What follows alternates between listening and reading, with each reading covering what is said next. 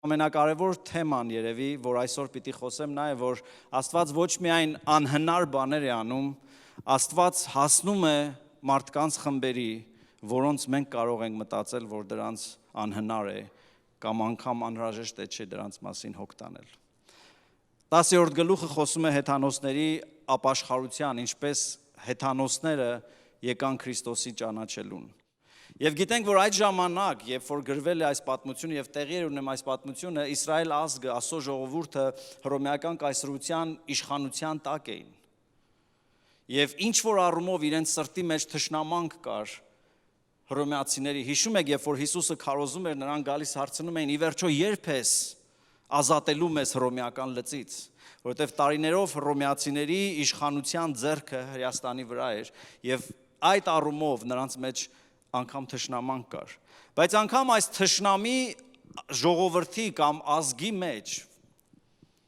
զարմանալի է, որ գրված է այս մարդու մասին, Կորնելոս անունով մի մարդ կար եւ որակներ է գրված, որոնք շատ ողջունելի են, ասում է Կորնելոսը թեպետ հարուրապետ էր, բայց հայտնի էր որպես բարեպաշտ, աստվածավախ մարդ իր ընտանիքով եւ շատ ողորմություններ էր անում եւ ամեն ժամանակ աղոթք էր անում։ Եվ սա հուշում է մի բան, որ անգամ ամենահեթանոս ազգերի մեջ, անգամ այնտեղ, որտեղ մարդիկ Քրիստոսին կամ քրիստոնեությունից տեղյակ չեն, մարդկանց սրտի մեջ ձգտում կա աստվածայինին, ձգտում կա ավելի լավ ճանաչել ճշմարտությունը։ Եվ եթե ուսումնասիրում ենք պատմությունը, հասկանում ենք, որ հռոմեացիները լինելով հրեաներին մոտիկ եւ տեղյակ լինելով Քրիստոսի պատմությանը, խաչելությանը շատ թռուցիկ կերպով լսել էին Աստծո ծրագրի մասին եւ նրանց մեջ հետաքրքրություն ու ծարավ կար, բայց հրեաները գիտեին, որ իրենք Աստծուց ընտրված ժողովուրդ են։ Իրենք գիտեին, որ հավատքը իրենից է, հայր Աբրահամը իրենցն է, այս բաները, որ իրենք Աստծո ընտրյալ ժողովուրդն են, իրենց մեջ մի հպարտություն էր բարձրացրել, որ իրենց զատել էին մնացած բոլորից եւ ուրիշ ազգերը, եթե ուզենային ճշմարիտ Աստծո ու քրիստոնեության մասին լսել էլ, access մոտենալու իրավունք չկար։ Բայց այս պատմությունը նրա համար է ցույց տալու, որ այն մարդիկ, որոնց մենք զատում ենք մեզանից, նրանց մեջ էլ մարդիկ կան, ովքեր բարեպաշտ են, աստվածավախ են եւ իրենց հասկացածի չափով պաշտում, աղոթում ու ծառայում են Աստծուն։ Բայց հետաքրքիր մի բանի վրա ուզում եմ ուշադրություն դարձնենք, եթե այս մարդը բարեպաշտ էր, աղոթող էր, աստվածավախ էր, թող այդպես էլ շարունակեր, ինչի Աստված պիտի Պետրոսին այնտեղից բերեր, հրեշտակին երկնքից ուղարկեր, որպեսզի այս մարդը, որ արդեն բարեպաշտության մեջ է, լսեր Քրիստոսի մասին։ Որտեվ դուք երևի շատերը լսում եք, ես ինքը շատ անգամներ լսում եմ տարբեր մարդկանցից, որ ասում են, ինչ կապ ունի մարդը ում անունով է աղոթում։ Ամեն մի ազգ, ամեն մի ժողովուրդ, ինչ որ մի հավատք ունի եւ բոլորը մի բան աղոթում են, կարևորը վատ մարդ չլինեն։ Այստեղ է վտանգը։ Եվ այս տեքստը ցույց է տալիս, որ թեև Կորնելոսը հռոմեական այդ միքսից, հռոմեական աստվածներից տարբեր գաղափարներ ուներ գերբնականի ու Աստծո մասին եւ իր լավագույնն էր անում, Աստված ուզում էր նրան բերել դեպի բացարձակ ճշմարտության։ Եվ մենք որպես քրիստոնյաներ ցավոք սրտի շատ հաճախ համաձայնում ենք, ասում ենք, թե կարևորը մուսուլմաններն իրենց Աստծուն են աղոթում, այդ բոլորը գնում է միտեղ։ Բոլորը միտեղ չի գնում, որովհետև երկնքում եւ երկրի վրա միայն մեկ անուն կա, որով կարող ենք փրկվել, եւ այդ անունն է Հիսուս Քրիստոս։ Դրա համար Աստված հրեշտակին ուղարկեց եւ Պետրոսին էլ մյուս կողմից Կորնելոսի փնտրտուքին ճշմարիտ պատասխան տալու։ Ուրեմն մի խաբվի, երբ որ տեսնում ես մեկին, որ շատ բարիքներ է արել, եւ որոշ մարդիկ ծնվում են բարի սրտով, մի տեսակ համեմատած ուրիշների, բարեգործ են, բարեհամբավ են, շատ ավելի սրտացավ են ուրիշների հանդեպ, բայց սա դեռևս չի նշանակում, որ նրանք փրկված են։ Կորնելոսի բարեգործությունները իրեն չէին փրկել։ Կորնելոսի մոտավորապես աղոթքները իրեն չէին փրկել, բայց մոտեցրել էին Աստծուն, եւ ասում է Աստված հրեշտակի միջոցով ասում է քո արածները եւ քո ասածները Աստծո առաջ լսվեց եւ ահա դու շուտով պիտի ճշմարտությունը ճանաչես, ուրեմն մարդ կանչիր եւ թող Պետրոսը գա եւ խոսա։ Եվ սա եւս մեկ անգամ մեզ մի կարեւոր բան է հուշում սիրելիներ, որ 9-րդ գլխի մեջ դրանից առաջ մենք տեսանք Սողոսի ապաշխարության մեջ հրեշտակը հանդիպում է նրան, ով էստեր ինչ անեմ, Եվ ասում է գնա քաղաք, այնտեղ քեզ կասեն։ Եվ այստեղ մենք տեսնում ենք Աստծո նույն ձեռագիրը։ Հրեշտակը խոսում է Կորնելոսին, Կորնելոսը պատրաստ է ասու ամեն ասածին, բայց Աստված նրան ասում է Պետրոսին կանչիր, որ եկեղեցու առաջնորդն է, եւ քեզ ճշմարտության մասին կսովորեցնի։ Եվ սա շատ կարևոր ու հետաքրքիր փաստ է սիրելիներ, որ մենք պիտի ուշադրություն դարձնենք։ Այո, մենք անհատապես կարող ենք ասում որոշակի լսել, հասկանալ, բայց Աստված մեր հոգևոր աճի, հոգևոր առաջընթացի համար մեզ միշտ դնում է այլ քրիստոնյաների շրջապատում,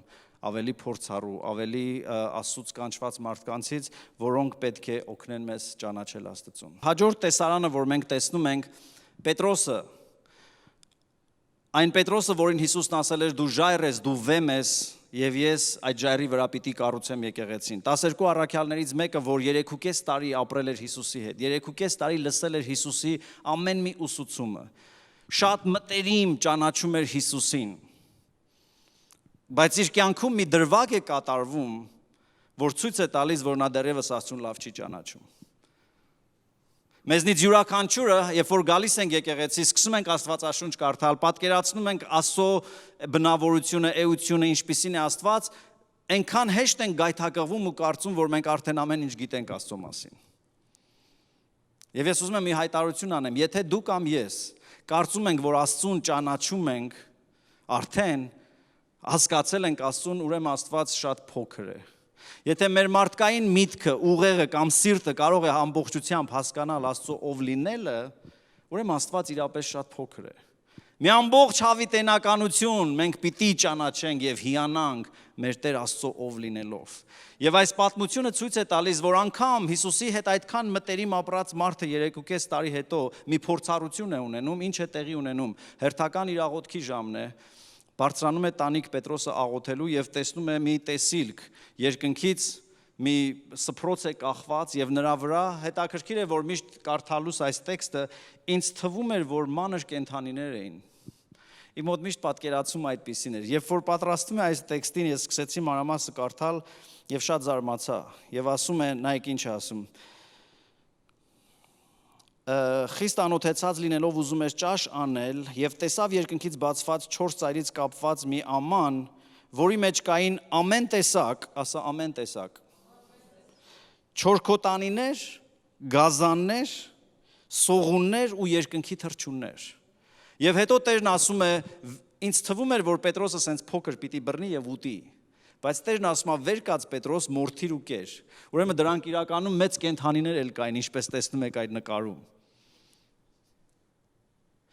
Պետրոսը հրեությունից սերված մի Աստծո մարդ, որ հին ուխտի մեջ տասնյակ անգամներ կարդացել էր մաքուր եւ անմաքուր կենդանիների ցանկը, եւ Աստված իր ժողովրդին հատուկ ասել էր, որ ով որ այս կենդանիներից մեկին ուտի անմաքուր պիտի համարվի։ Աստծո ժողովրդի մեջ խիստ պատիժներ կար եւ արգելված էր պիղծ կամ անմաքուր բանի կպչել եւ ամբողջ կյանքը Պետրոսը մեծացել էր, որ այս սրանք կարելի է, իսկ սրանք պիղծ ու անմաքուր են։ Եվ հիմա երկնքից գալիս է այդ ձայնը, ինքն էլ այդքան երկնքին մոտիկ լինելով, այն մարդը, որ այլակերպության լեռան վրա բարձացել էր այդ Աստծո ներկայության մեջ, որտեղ Հիսուսը այլակերպվում է, գիտեր Աստծո ներկայությունը, լսում է այս ձայնը, Պետրոս վեր կաց, մորթիր եւ կեր, եւ ինչա պատասխանը նրա։ Եվ ձայն եկավ, ելիր Պետրոս, մորթի կեր, Պետրոսն էլ ասեց քավլիցի Տեր։ Քավլիցի նշանակում է անհնար է, no way, չեմ անելու, ձև չկա, չի կարող այդպիսի բան լինել։ Որովհետև ես երբեք պիղծ բանի չեմ կպել։ Ես այնքան սուրբ եմ Տեր Աստված, դու շփոթվում ես ում մոտ ես եկել։ Ես երբեք պիղծ բանի չեմ կպել։ Եվ ձայնը երկրորդ անգամ ասում է. այն ինչ որ Աստված մաքրել է, դու չես կարող պիղծ համարել։ Այլ բառերով Աստված է որոշողը։ Եվ երրորդ անգամ այս բանը կատարվում է, Պետրոսը դեռ իր սրտի մեջ հակառակություն ունի, 3 անգամ կատարվեց եւ ամանը վերցվեց եւ Պետրոսը երբ իր մտքի մեջ զարմանում էր, թե ինչ պիտի լինի, ուշադրություն դարձրեք, ասում է Կորնելոսի մարդիկ եկան եւ Սուրբ Հոգին նրան ասեց, ահա 3 մարդիկ եկել են, վեր կաց առանց խղճ մտանքի, գնա։ Նորից տեսնում ենք, որովհետև այս գիրքը թեև գործ կառաքելոց է կոչվում, բայց նաև Սուրբ Հոգու գործերն են։ Եվ Սուրբ Հոգին հրեշտակի միջոցով է խոսում, տեսիլքի միջոցով է խոսում, հիմա ամենայն հավանականությամբ ներքուստ Հոգին նրան ասում է առանց խղճմտանքի գնա։ Եվ Պետրոսը համաձայնվում է։ Բայց այստեղ ինչպես Սողոսի ու Անանիայի պատմության մեջ տեսանք, սիրելիներ, ուշադրություն դարձրեք, Աստված մինչև որ քեզ մի գործի կդնի, նախորոք դրա համար պատրաստությունն է տեսել։ Աստված Պետրոսին խոսում է հենց այն պահին, որ արդեն այդ մարդիկ գալիս են։ Նույնը տեսնում ենք, հիշում եք Անանիայի պատմության մեջ Անանիային ասում է՝ դու գնա, ես նրան արդեն ցույց եմ տվել, որ մի մարդ իր համար պիտի աղոթի։ Ամեն անգամ, երբ որ Աստված ինձ կամ քեզ ասում է այս բանը արա, վստահ եղեք, որ Աստված դրա համար նախապատրաստական աշխատանք է տարել։ Բայց ինձ զարմացնում է այստեղ մի բան, այդ մարդիկ, ովքեր Կորնելիոսի մոտից եկել էին, սա լավ ծառայողի օրինակ է, նայեք։ Մենք շատ ժամանակ հրաժարվում ենք, որովհետև դժվար է ինչ որ պիտի անենք։ Պատկերացնում եք, այս երկու քաղաքների միջև մոտավորապես հեռավորությունը 39 մայլ էր։ 39 մղոն հեռավորություն էր։ Բայց Աստված ասում է գնացեք Հոպե, այնտեղ ծովի ափին մի տուն կա, եւ այդտեղ Պետրոս անունով մեկը հյուր է մնում։ Ինչ զարմանալի է մեր Աստվածը։ Մեր Աստված գիտի դու ում տուն ես հյուր գնում։ Մեր Աստվածը ամեն ինչ գիտի։ Ինչ շատ զարմացրեց, Տերը գիտի դու ում տուն ես գնում, որտեղ ես գնում։ Եվ ասում է, ինչ որ մեկի տանը Պետրոսը հյուր է գնա ծովի մոտ։ Եվ գրված է, երբ որ եկան այդ երեք մարդիկ, տնից տուն էին գնում, եւ Պետրոսը լսեց, որ իրենց դուռն է թակել են ու հարցնում են, կարող է այստեղ Պետրոս անունով հյուր լինի։ Եվ ես զարմանում եմ, վաու, ինչ նվիրում։ Ես չգիտեմ Հոպեն բնակչությամբ ինչքան էր, քանի ծովափնյա տուն կար, բայց այդ մարդիկ տնից տուն գնում էին, որպեսզի կատարեն այն, ինչ իրենց համար առաջադրված է։ Շատ ժամանակ մենք մտածում ենք, որ ծրագիրը, գործը Աստծուց է, նախաձեռնություն, ուրեմն հեշտ պիտի լինի։ Միշտ կա մարդու բաժինը։ Մենք պիտի շարունակենք փնտրել, try անել, փորձել, մինչև որ հասկանանք որն է ժամանակը։ Եվ ի վերջո գալիս են հետաքրքիր պահը նայեք, Պետրոսի փոփոխությունը։ Պետրոսը երբ որ լսում է նրանցից, ասում է նրանց տուն թողեց։ Սա առաջի մեծ փոփոխությունն էր, որովհետև հրյա մարդու համար անհնար էր պիղծ ու անթլփատ ազգից որևէ մեկը մտներ իր տուն։ Բայց որովհետև Աստված Պետրոսին ասել էր այն ինչ ես սրբել եմ դու պիղծ մի համարի, ուրեմն պետք է որ տունը թողես։ Եվ Պետրոսը առաջի անգամ իր խղճմտանքի վրայով անցնելով այս մարդկանց թողնում է իր տուն, որ գալիս են, մնում են եւ պատմում են ինչ է։ Եվ հետաքրքիր նորից պատմական փաստ կա, որ այս Կեսարիան, որտեղ Կորնելիոսը ապրում էր, ծովափնյա քաղաք էր, որը հայտնի էր հիմնականում հռոմեական բնակչությունով, հռոմեացիներ էին։ Իսկ Հոպեն, որտեղ Պետրոսը գնացել էր, ծովափնյա քաղաք էր,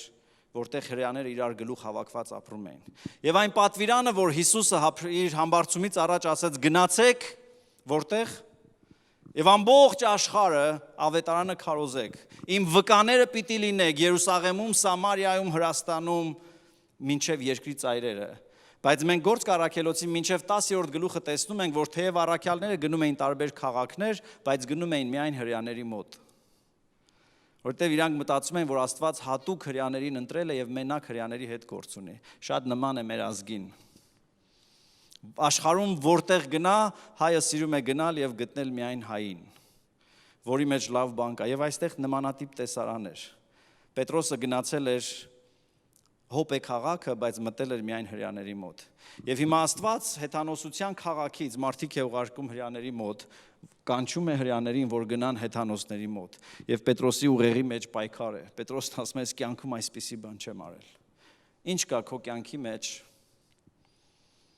կամ ինչքանով ես պատրաստ,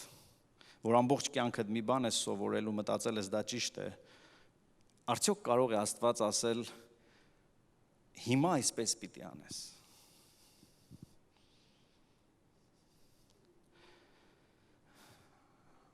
Պետրոսը այն մարդն էր, որին Հիսուսը ոչ միայն մեկ անգամ, 10-ից ավել անգամ հնարավորություն էր տվել նորից վերադառնալու, սկսելու կետին եւ ծառայելու։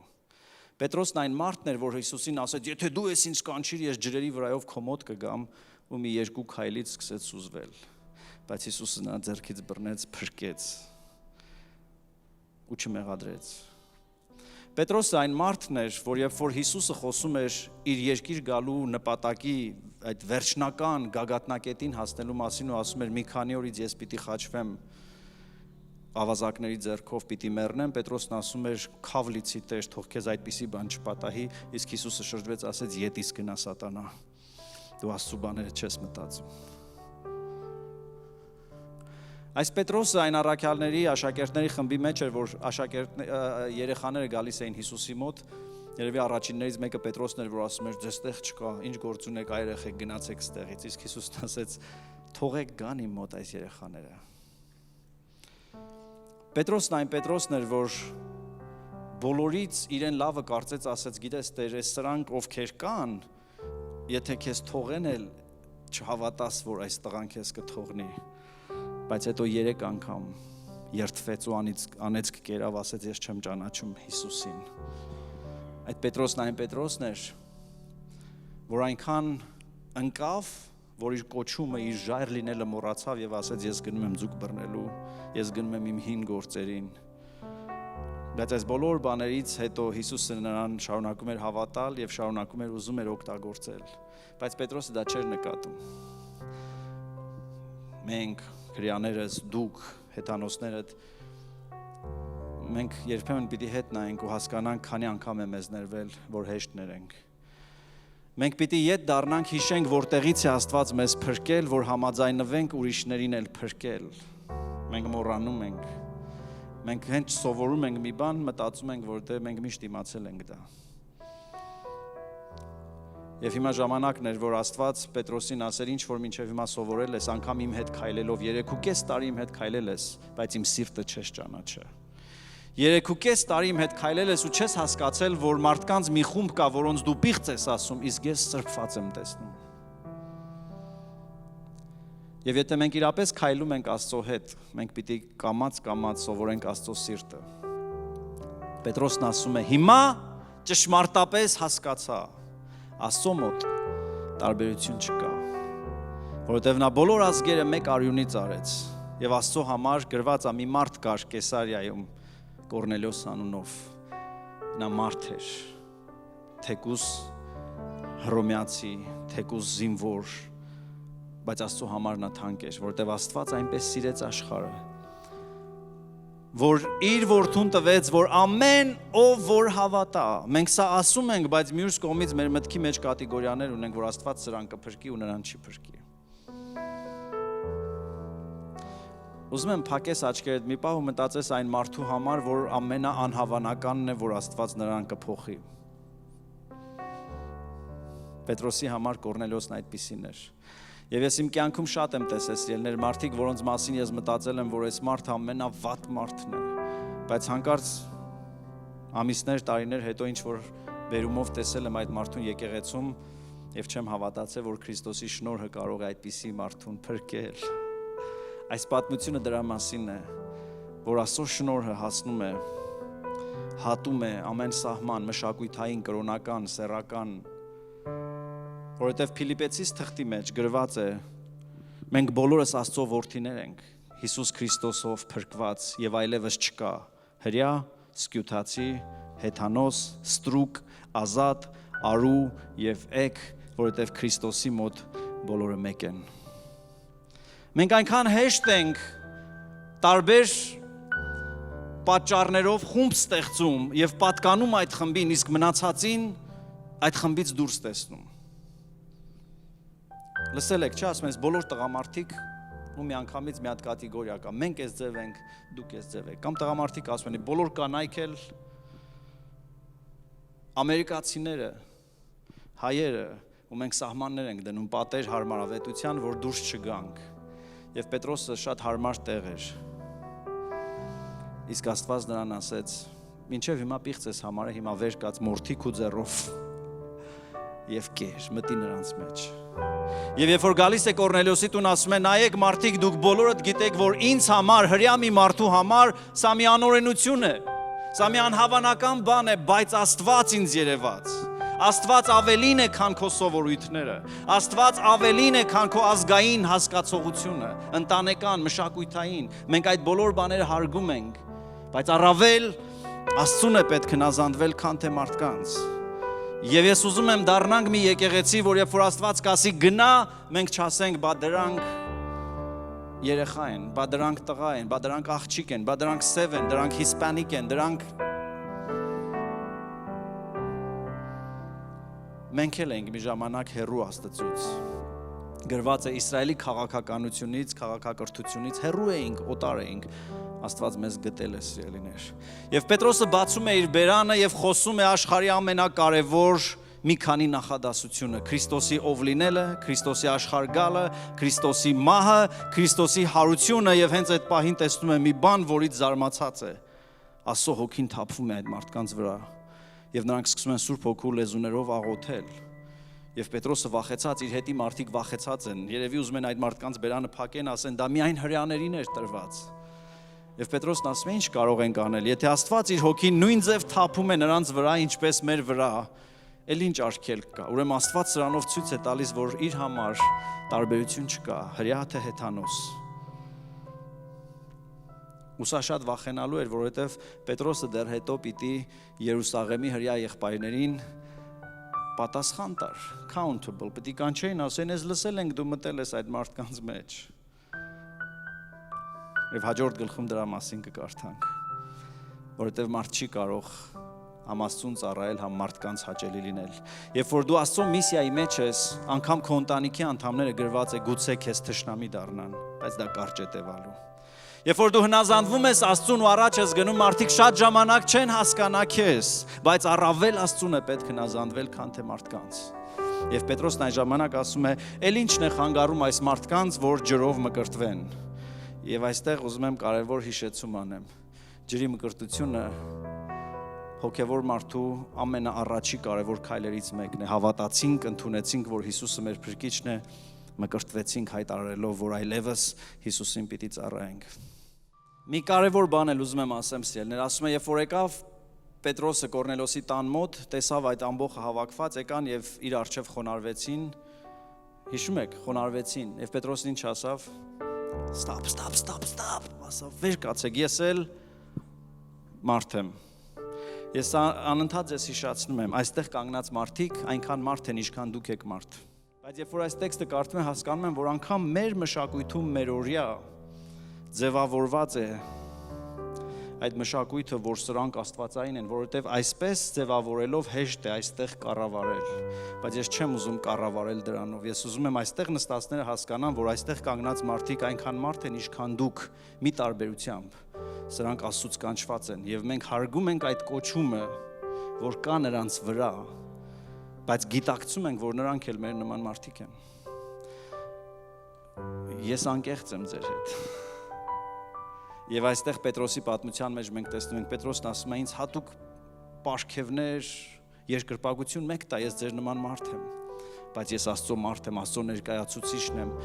կարևոր եմ այնքանով, ինչքանով բերում եմ Աստծո պատգամը ձեզ։ Ամեն։ Եվ Պետրոս առաքյալը դառնում է պատճառ առաջի անգամվա համար հեթանոսները հասկանում են, որ Քրիստոսը նաև խաչվել է բոլոր ազգերի համար։ Ուրեմն ինչքան էլ փորձառություն ունենամ ես եւ դու, ինչքան էլ Քրիստոսի հետ մոտիկ քայլած լինենք, եկեք դուռը չփակենք, եկեք չմտածենք, որ մենք բոլորը գիտենք, ամեն ինչ գիտենք։ Պատրաստ ես աղոթել ու ասել Հիսուս ինձ զարմացրու։ Պատրաստ ես, որ Հիսուսը քեզ էլի զարմացնի ու դու հասկանաս, որ այսքան ժամանակ դու չես հասկացել։ Այսքան ժամանակ դու մտածել ես, որ Աստծո շնորհը կարող է այդքան նեղ շրջանակի միայն հասնել։ Ես ուզում եմ Աստված ինձ զարմացնի։ Ես ուզում եմ Աստծուն ճանաչեմ այնպես, ինչպես չեմ ճանաչել։ Որովհետև երբ որ դադարում ենք նրան ճանաչել, մեր հոգևոր կյանքը լճանում է։ Եվ կամած սկսում ենք նանջել մտածելով, որ էլ բան չկա հոգևոր կյանքում, շատ բան ունենք սովորելու։ Հիսուսը կարող է զարմացնել եւ հասնել այնպիսի մարդկանց խմբերի, որ մենք մտածում ենք, նրանց չի հասնում ավետարանը։ Ամեն ով որ հավատա, պիտի փրկվի։ Նա իր ինչ որ մեկին եւ ասա, ամեն ով որ հավատա, պիտի փրկվի։ Իսկ հավատալու համար սիրելներ պետք է որ դու չլռես։ Դու Աստծո ավետարանի պատգամը քո մեջ ունես, երբ որ Աստված դուռ է բացում, մի լռի, խոսա։ Չգիտես ինչ կլինի։ Ամեն։ Եվ այդ ամենավախենալու օրը Պետրոսի կյանքի մեջ, իր կյանքի ամենամեծ վարձք ստանալու օրն է, որ ինքը չէր ուզում։ Եկեք կանգնենք ոտքի, մեր ձեռքերը